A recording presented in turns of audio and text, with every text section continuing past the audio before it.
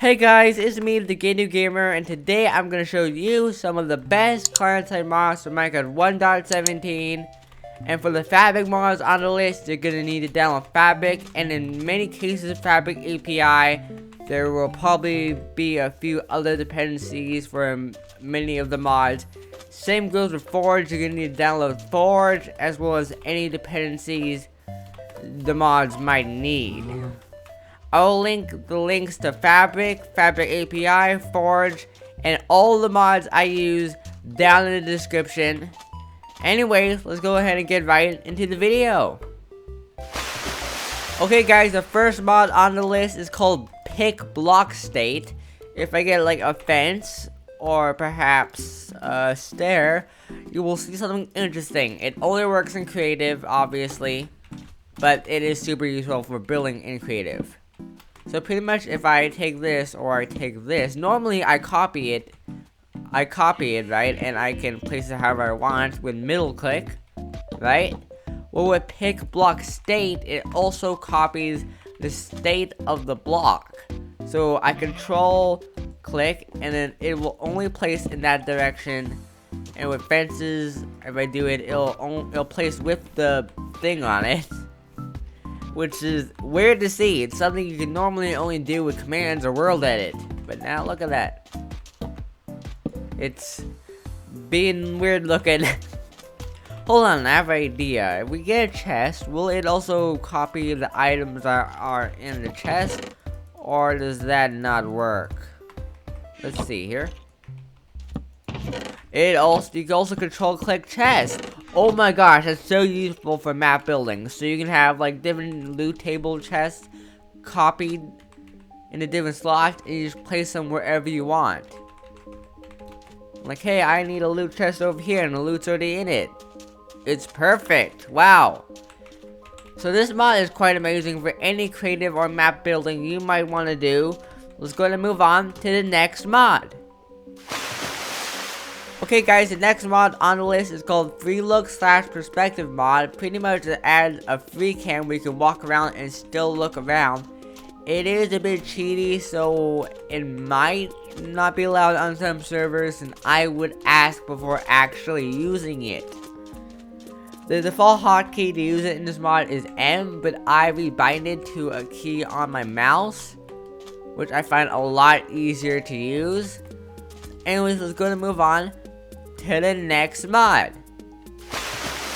Okay guys, the next mod on the list is called Elytra Autopilot. And pretty much, if I get an Elytra, some fireworks, let's go ahead, put ourselves in survival, and slap that thing on. So the hotkey to use it by default is R. There are a few options: show GUI, fly profile, you can change the angles. It'll basically fly up and down for you to try to keep yourself flying. But this one has an extra feature, which is very useful. Also, a bit cheaty, so it asks again before using it on any servers. Let's set it to day. It's getting a bit dark. So let's go ahead and take off. So it's disabled right now, as you can see in the top left. It tells you your altitude, speed, average speed, and let's go fly pretty far away, as high up as we can. And then what I'm gonna do is I'm gonna hit R, enable it, right? And I'm gonna type this command with my coordinates. So it's /fly to X coordinates, Z coordinates. I'll hit it, and it will redirect me to those coordinates. It might need a bit of a boost. And I like using perspective mod with this just because it'll allow me to still look around while it's doing its thing. Look at that, isn't that beautiful? This is a pretty cool angle. I'm not controlling the guy at all, he's just doing its thing. I wish it could use fireworks as an option, so you wouldn't have to do it if you get too low, but it's just the way it is, I guess. 3 seconds. I don't need it. Okay, we're landing. Here we go. This is a really weird landing. I actually haven't seen the land. Look at that. That is a really weird landing. I guess it's safe though. And we should take little to no fall damage. There we go, perfect. That was a ridiculous landing from the outside angle. That looks so ridiculous. And that's all there is to the mod. It's quite useful for long flights where you really don't want to have to deal with it. Just want to let yourself coast. So let's go and move on to the next mod. Okay guys, the next mod on the list is called Loot Beams. It basically adds tooltips to items with, what's it called? The tooltips on it, and it will do it based on their colors. That's pretty much all there is to the mod, so let's go and move on to the next mod.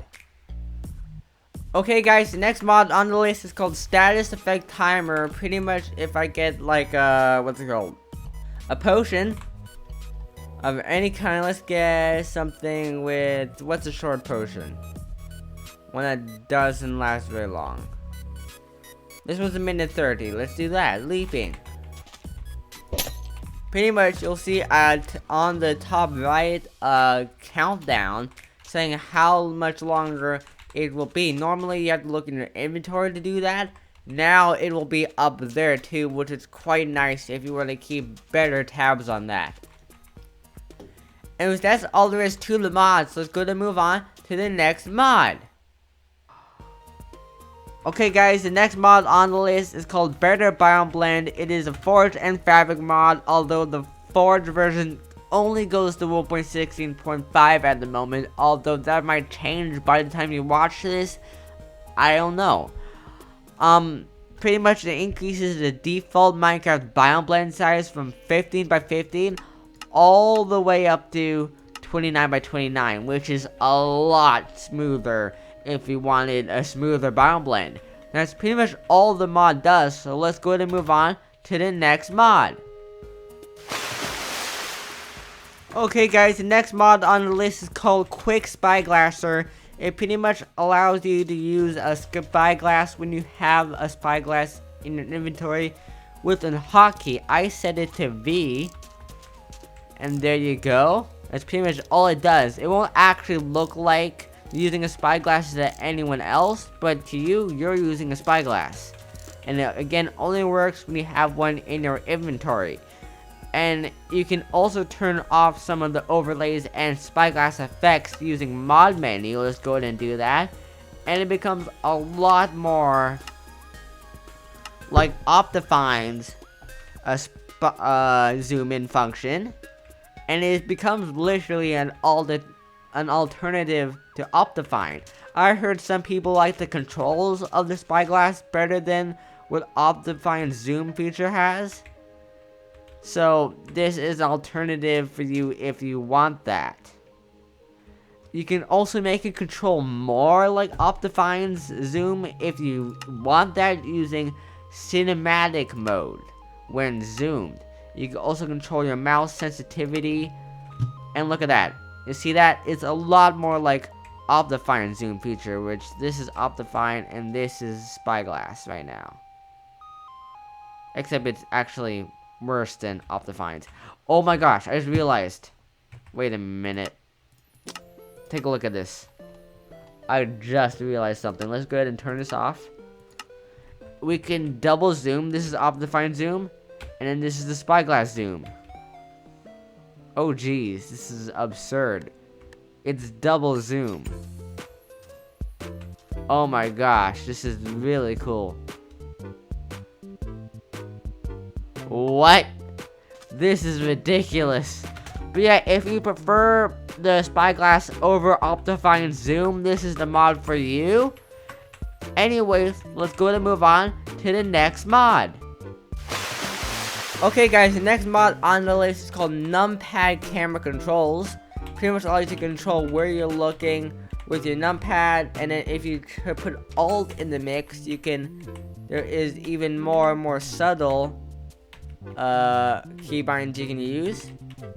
That's pretty much all there is to the mod. It's a bit confusing to use, to be honest, but it exists. But anyways, let's go to move on to the next mod.